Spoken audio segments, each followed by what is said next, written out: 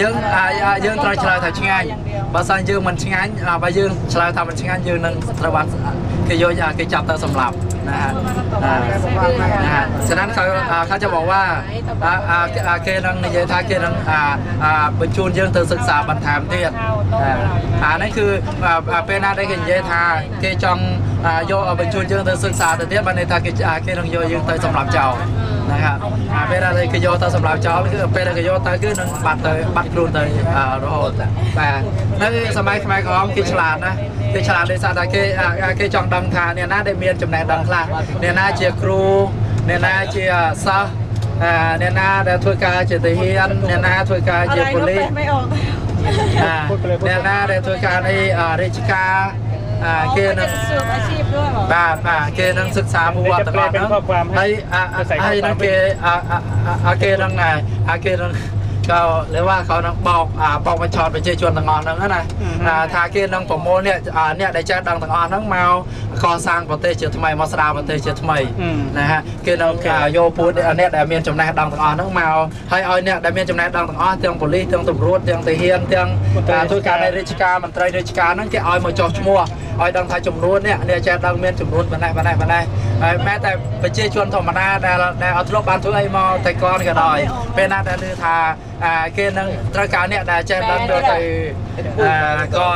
ទៅកសាងប្រទេសជាថ្មីហ្នឹងគឺតែប្រជាជនធម្មតាមិនបានធ្វើអីមកពីមុនក៏ដោយគឺគេមកចុះឈ្មោះដែរដោយគេក៏ហៅថាតែពីមុនហ្នឹងគេធ្វើការជារាជការធ្វើជាប៉ូលីសគេរៀនដល់លំដាប់នេះគេជាពេទ្យគេជាគ្រូអីចឹងណាកាពិតគេក៏ប្រវត្តិដូចគ្នាដែរពេលណាដែលគេមកសិក្សាគេ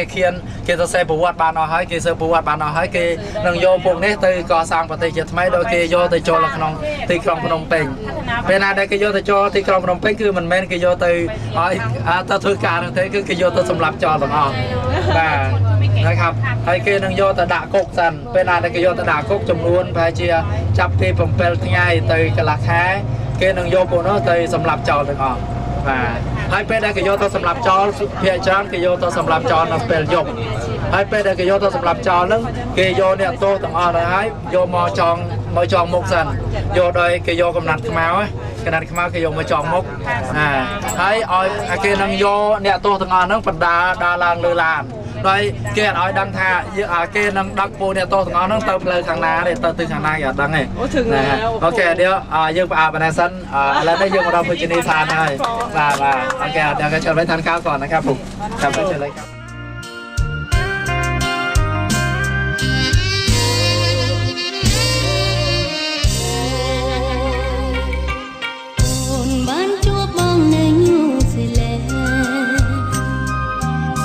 យើងបានចាប់ផ្ដើមភាសាស្នេហា